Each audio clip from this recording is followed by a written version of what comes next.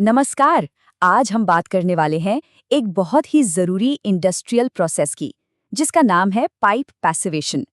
सुनने में शायद ये थोड़ा टेक्निकल लगे, पर ये एक ऐसी केमिकल प्रोसेस है जो दुनिया के कुछ सबसे जरूरी और सेंसिटिव इंडस्ट्रीज को चलाती है। तो चलिए इसकी गहराई में उतरते हैं। अच्छा, हम सब यही सोचते हैं कि स्टेनलेस स्टील पर तो कभी जंग लगी नहीं सकता, है ना? लेकिन ये पूरी तरह सच नहीं है। तो सवाल ये उठता है कि जिस स्टील का नाम ही स्टेनलेस है, यानी बिना दाग वाला, उसमें असल में जंग लग कैसे जाता है? देखिए, यहाँ साफ फर्क नजर आता है। पैसिवेशन से पहले स्टील की सतह कमजोर होती है और जंग लगने का खतरा बना रहता है। लेकिन पैसिवेशन के बाद वही सतह एक प्रोटेक्टेड, चमकदार सिस्टम बन जाती है। ये सिर्फ कोई सफाई नहीं है, ये एक तरह का पूरा कायापलट है। तो चलिए सबसे पहले उस दुश्मन को समझते हैं जिससे निपटने के लिए पैसिवेशन किया जाता है, और इसका नाम है रूज। तो ये रूज है क्या चीज? देखिए, आसान भाषा में समझें तो ये एक तरह का इंडस्ट्रियल जंग है। होता क्या है कि स्टेनलेस स्टील की सतह पर फ्री आयरन यानी खुला लोहा होता है। जब ये लोहा हाई प्योरिटी वाले पानी के संपर्क में आता है तो ये ऑक्सीडाइज हो जाता है। बस यही रूज है, और ये पूरे सिस्टम को बर्बाद कर सकता है। और इसका नुकसान वो बहुत बड़ा होता है। फार्मा, बायोटेक या सेमीकंडक्टर जैसी इंडस्ट्रीज में ये रोज करोड़ों के प्रोडक्ट बैच को खराब कर सकता है। जरा सोचिए, किसी दवा का पूरा बैच सिर्फ इसलिए फेंकना पड़ जाए क्योंकि पाइप के अंदर से जंग के कणों ने उसे खराब कर दिया। ये पानी की कंडक्टिविटी को बिगाड़ता है, महंगे महंगे सिस्टम को वक्त से पहले फेल कर देता है और रेगुलेटरी ऑडिट में बड़ी मुसीबतें खड़ी कर सकता है। और ये बात इस लाइन में बिल्कुल सटीक बैठती है। अल्ट्रा प्योर वाटर की दुनिया में जो खतरा दिखता नहीं है, वही सबसे बड़ा होता है। रूस एक ऐसा ही अदृश्य लेकिन बहुत ही खतरनाक दुश्मन है। तो ठीक है, प्रॉब्लम तो समझ आ गई। अब बात करते हैं सॉल्यूशन की। पैसिवेशन एक केमिकल ट्रांसफॉर्मेशन है जो स्टील की सतह पर एक प्रोटेक्टिव शील्ड, एक सुरक्षा कवच बना देता है। इसको समझने के लिए ना एक बहुत अच्छी एनालॉजी है।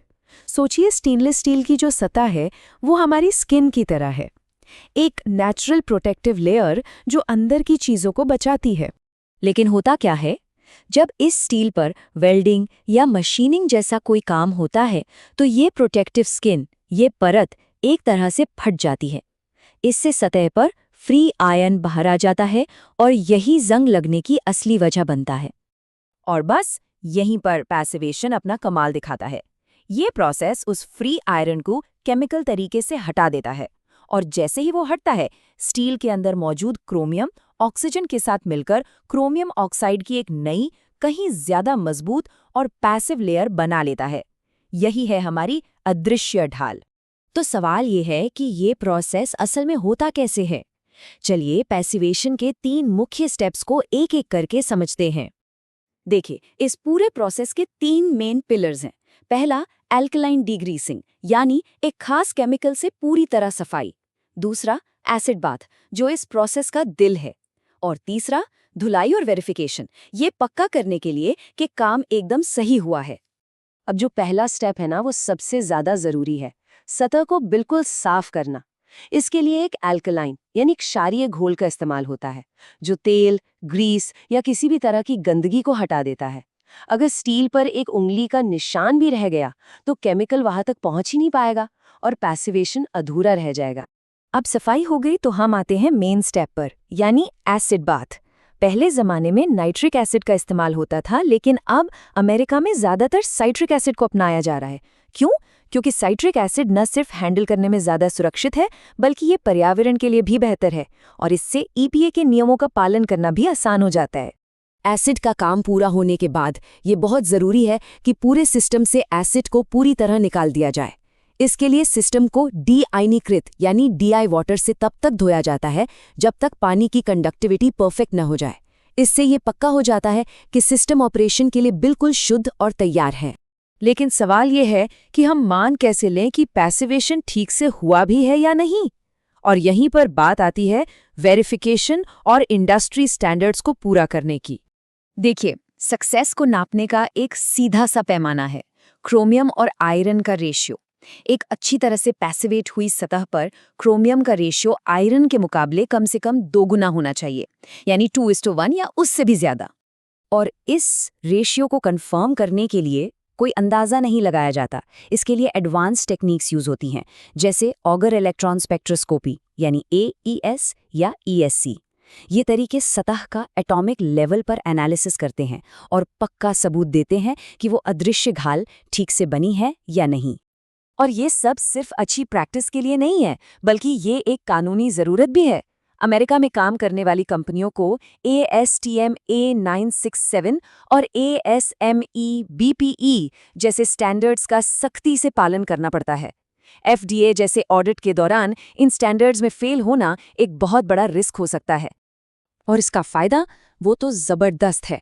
फर्क देखिए, एक सिस्टम जिसे पैसिवेट नहीं किया गया वो शायद कुछ ही साल चलेगा, मान लीजिए 3 साल।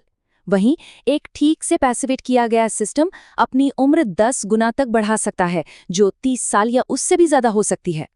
तो इसे एक खर्चे की तरह देखना सही नहीं है। ये असल में एक इन्वेस्टमेंट है, एक ऐसा निवेश जो आने वाले दशकों के लिए सिस्टम की मजबूती और रेगुलेटरी कंप्लायंस को पक्का करता है। तो अगर ऑडिट पास करना है तो किन बातों का ध्यान रखना जरूरी है? ये एक सिंपल सी चेकलिस्ट है। डीग्रीसिंग पूरी तरह से हो, सही एसेट चुना जाए, DI पानी से पूरी धुलाई हो, 2:1 रेशियो कंफर्म हो और सबसे जरूरी हर एक स्टेप का पूरा डॉक्यूमेंटेशन हो। तो आखिर में चॉइस बिल्कुल क्लियर है। एक तरफ है रिएक्टिव अप्रोच, मतलब जब प्रॉब्लम आए तब उसे ठीक करें, जिसमें अचानक शटडाउन, खराब हुए बैच और ऑडिट फेलियर का सामना करना पड़ता है। और दूसरी तरफ है प्रोएक्टिव मेंटेनेंस, यानी पहले से योजना बनाना।